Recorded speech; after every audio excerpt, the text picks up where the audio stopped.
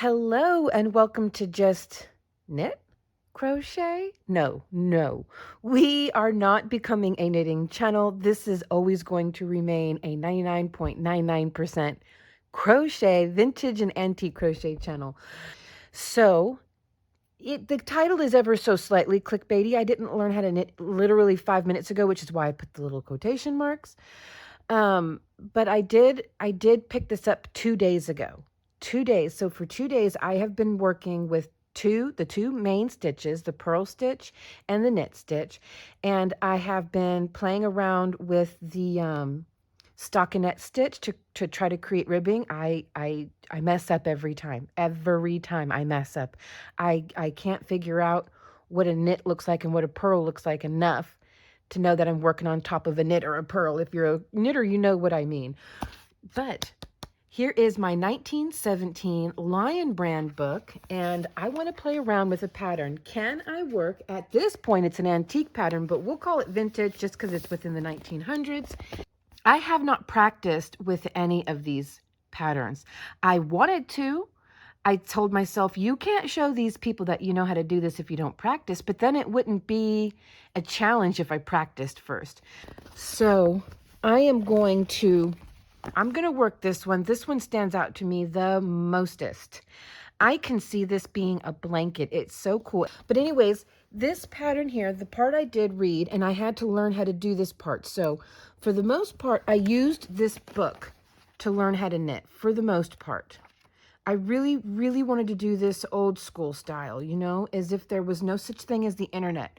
So for the most part, I used the book to learn how to do everything. I did have to go to YouTube to learn how to cast on the long tail cast on. It just, reading it didn't make sense in my head. So I did have to look that up. Another thing I had to look up is whenever in the pattern, it teaches a little bit and it tells you to pull the thread forward, pull the thread back. I didn't understand what that meant.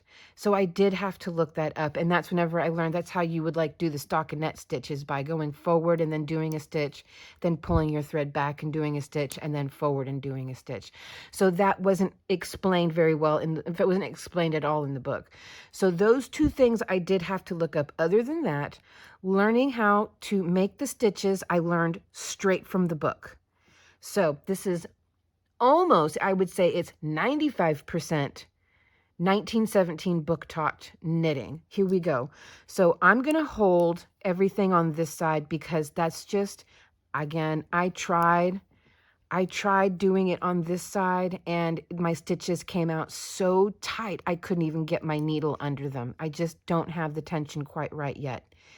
You know, that will come with time. No one knows how to do everything the moment they learn how to knit. But this is me learning how to knit 5 minutes ago. You know, I mean, in the time frame of life itself, that's like 5 minutes ago.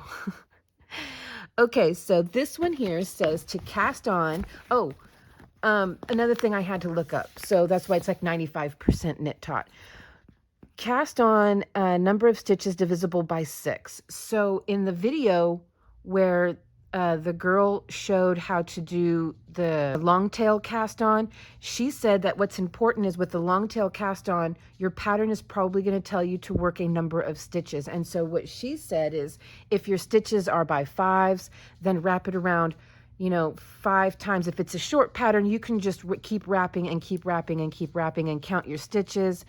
And then you would take your stitches off, and the part that's left over on this side, you want to add a little extra and go ahead and make that your cast on tail. So that's what I did, is I wrapped my thread around 36 times. Then I added 5 because this pattern says, I'll hold the pattern up here so you can read it for yourself.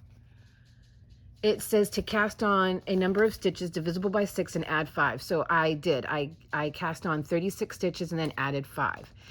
So here is the whole pattern. I guess it's easier for you to read it if I'm not covering it with my daggum fingers. Okay, so here we go. Now it says to knit 5, purl 1, knit 5, repeat from to end of row. And repeat from is the purl. Repeat from purl. So knit 5. So with knitting, this is not a tutorial, y'all. I am not teaching how to do this. This is not me giving a tutorial after learning how to knit 5 minutes ago. So for knitting, you're going to go from the front to the back, yarn around the back peg, and then pull forward and slip off the hook. So that was 1,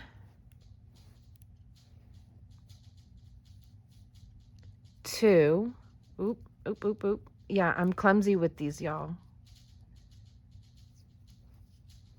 3, 4, and 5.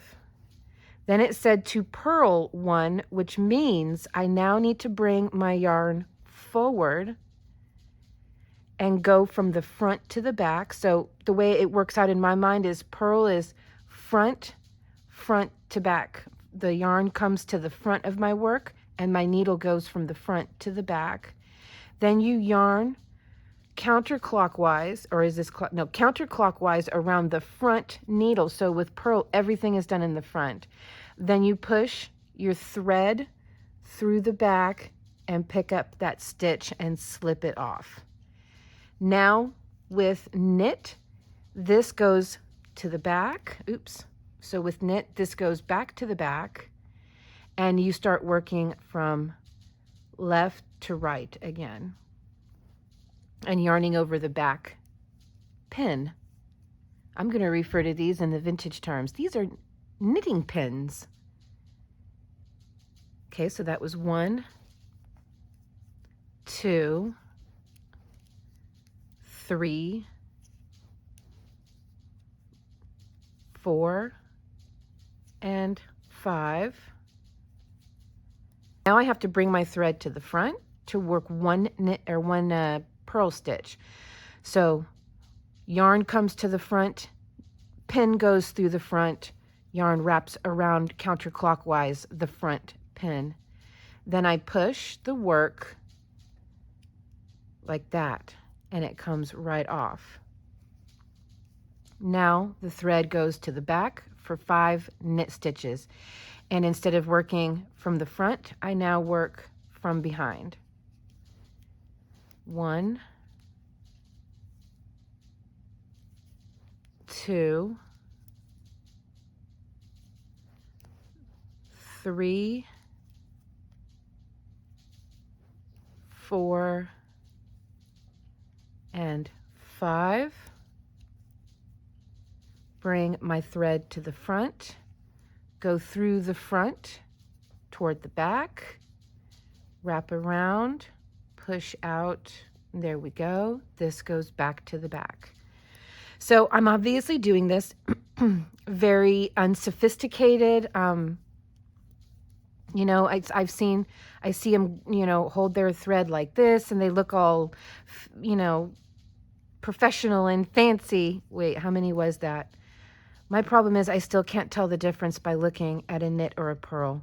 Okay, that's a purl, right? Because that's the little purl bump. So I believe that when you see the stitch having this right here, that's the little purl bump.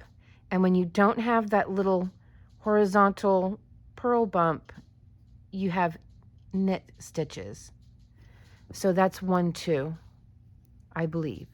Here's hoping I'm right. 3, 4, and 5. Bring this to the front. 1. Goes now to the back, all the way to the end. Yes. Yeah, it's just a 1 block repeat, sort of. Okay, so I'm going to do this the rest of the way in fast forward.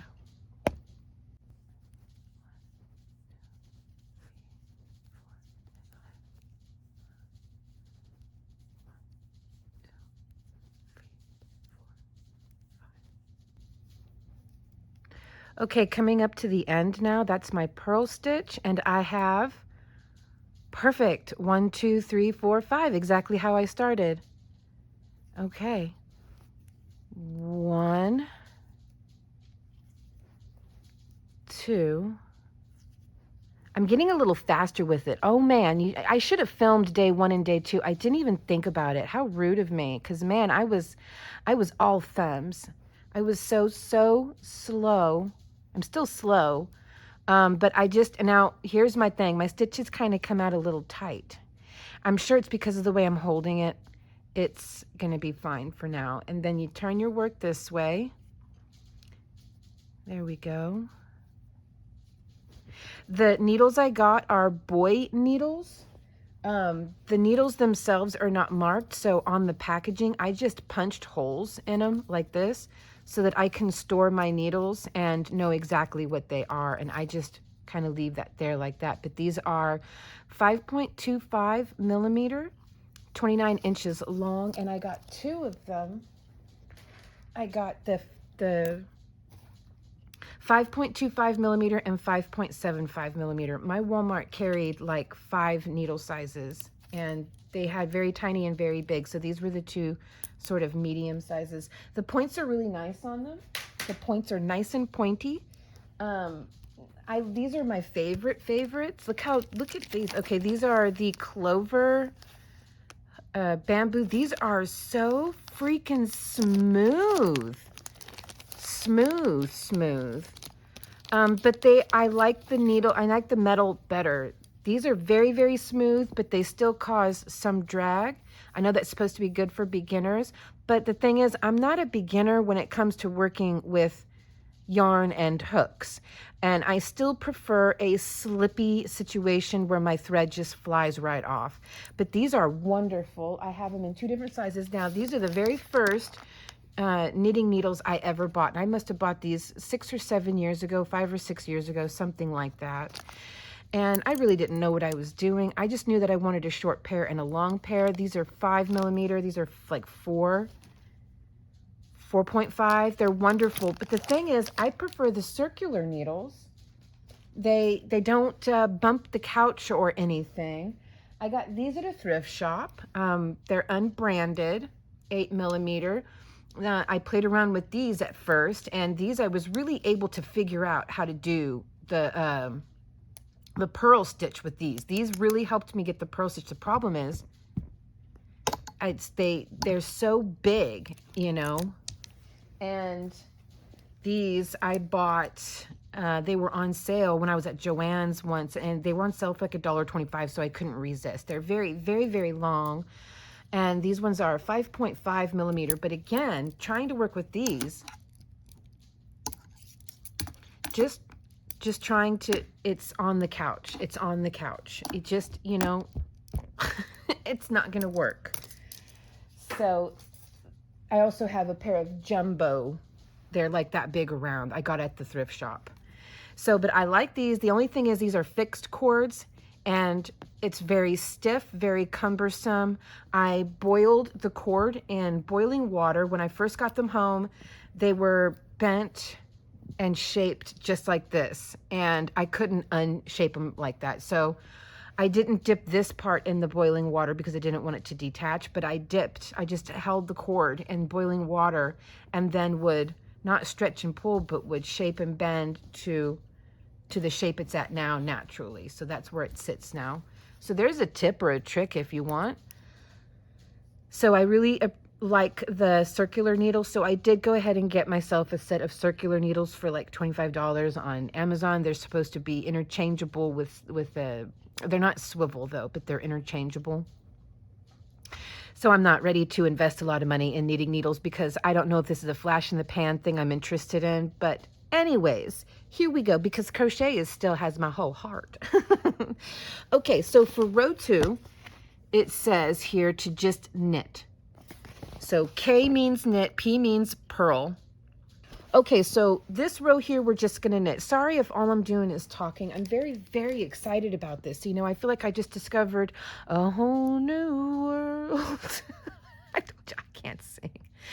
Okay, so for knitting, we go from front to the back. And knitting is where you yarn around toward you, so around toward your wrist, the back needle. Then you pop that stitch forward and slip it off. So, okay, knitting this entire row. I'm going to just do this fast forward because it's just a 1 stitch repeat.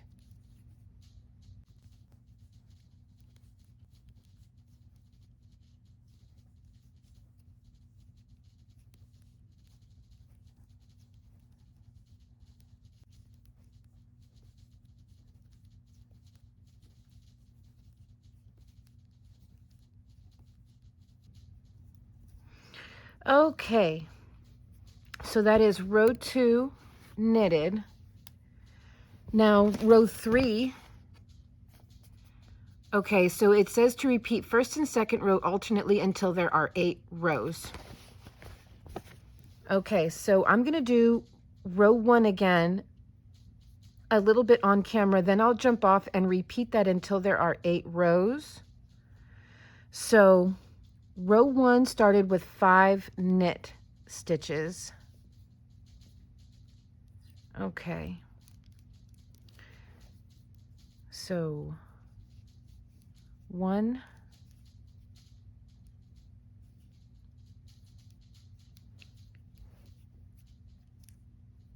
2, I split that one. There we go. 2,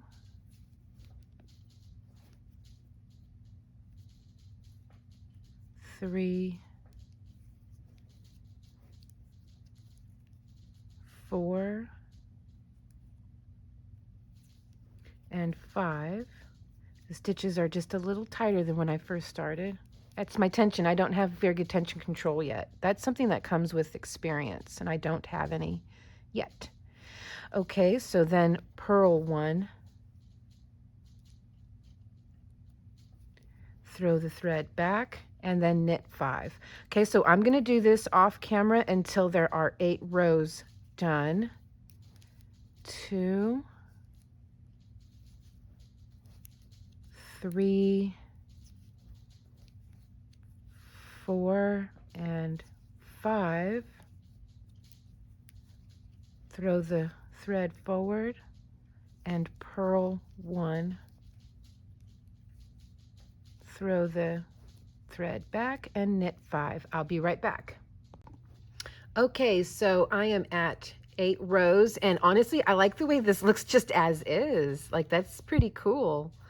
I'm actually super impressed with myself. I'll tell you what my routine was for 2 days straight. Whenever I had any free moment, which I have a lot of free moments, I would just work.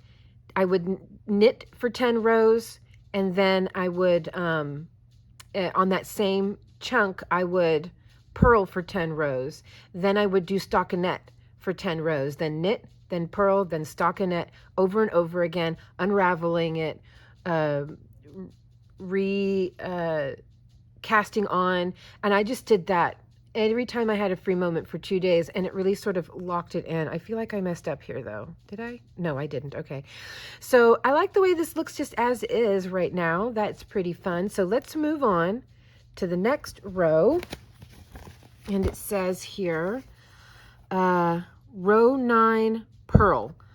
So the row 9 and row 10 knit. So 1 row of purl and 1 row of just all knit. So a row of purl, I need to keep my working yarn to the front and go in from the front toward the back and yarn around the front peg, pin. There we go. And then just do that over and over again, keeping my work to the front. Try that again. There we go. Okay, so 1 full row of purl and then 1 full row of knit. I will do that off camera. But I'll do a little bit of this.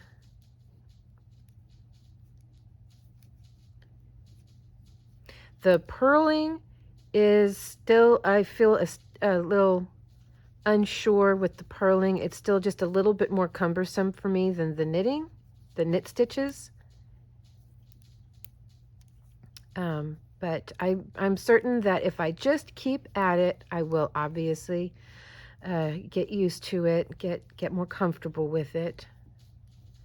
But it's still the most cumbersome stitch of the two. Nope.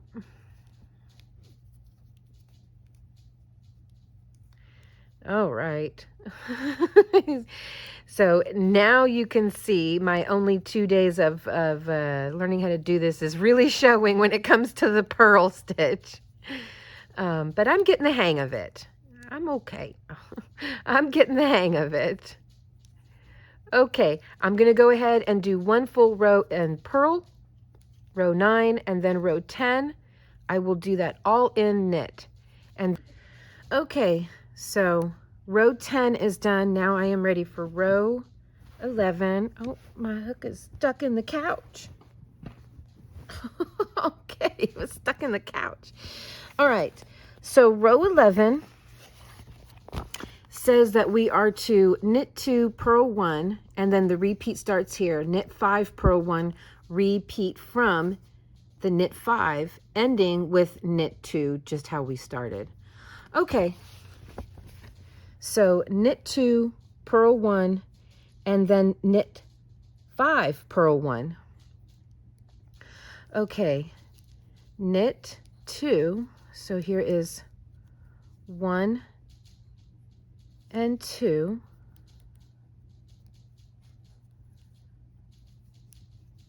Bring the yarn forward to purl 1, purl 1, then knit 5, purl 1, knit 5, purl 1, ending with a knit 2. Okay. 1, 2, 3, 4, 5. Bring that forward. Purl 1. Pull it to the back and then knit 5. Okay, I will be back whenever I'm at the end of this row. I will end with knit 2. So 2 knit stitches. Be right back. Okay, so now for round 12 or row 12, it says here, row 12, we work a row of knit stitches, and then we repeat 11th and 12th rows until the 19th row, and at 19th row, we do one, at the 19th row, we work 1 row of purl, and then the 20th row, we work 1 row of knit. So I'm going to go ahead and work all of that. Again, this is not a tutorial, even though I've been showing you a lot of the steps. It's not a tutorial. Okay, so I'm going to go ahead and work rows 11 and 12 until I hit row 19, and then I'm going to work a row of purl and a row of knit. Okay, I'm at row 12 now, so I will be back whenever I am at the end of row 20.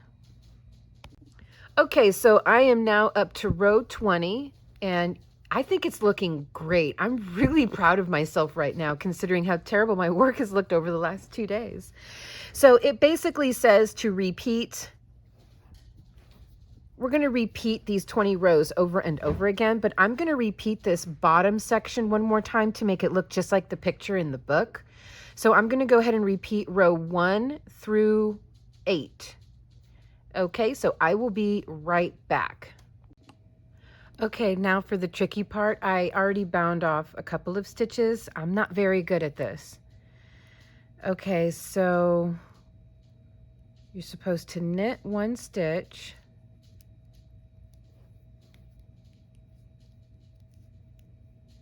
And with the 2 stitches over here, you go under 1 stitch. I'm really not good at this. I almost want to grab my crochet hook and do it with my crochet hook. Anyways, you pull off like that. Then you just Repeat, knit 1 stitch, and then take the first stitch and pull it over the top of the stitch you just knitted. There we go.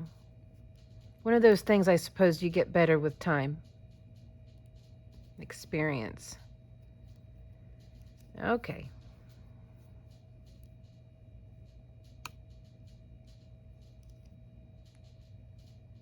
Literally, part of me wants to just do this with a crochet hook. And I wouldn't be surprised if that technique didn't already exist somewhere. Okay. But I'm going to do it the old school way. I think this is the old school way. I'm not... There we go. Hey, I'm already getting better at it. Slightly laborious, but it's not that bad. Okay. All right, so I'm going to do this all the way, and then I'll show you my finished work. Okay, there it is. I will say binding off is not my favorite thing to do. When it comes to knitting, my favorite thing to do is I like the knit stitch. I like binding on. That's kind of fun. Purl stitch is okay, but I like using purl stitch for a purpose, not just purl over and over and over again. It kind of makes my hand cramp a little bit. Yeah, that's my favorite. This is a really cool, look how stretchy that is. So this is the knit sweater stitch from 1917 Lion Brand pattern book. I think this would make a great blanket stitch, don't you? I also think it would be great for a sweater, but you know, a chunkier yarn, this would make a great blanket. I have some kind of error right here. I'm not sure what I did wrong there. Yeah, other than that, I think it looks pretty good. Not too many mistakes. My edges look okay, I think. Okay, so you guys let me know what you think. I learned how to knit 5 minutes ago, and here is my work. Can I say I don't know how to knit anymore? No, I can say now I have the basics down, but I still don't know how to knit. I don't know how to make fancy stuff and clothes, and I just color work. I don't know how to do any of that, but I can do this, and I like this. This thing here is very cool, very 3D. I like it. Very textured. All right, y'all. Love you lots. Thanks for hanging out with me as I experiment with knitting a bit. I will see you guys in the next crochet video. Bye.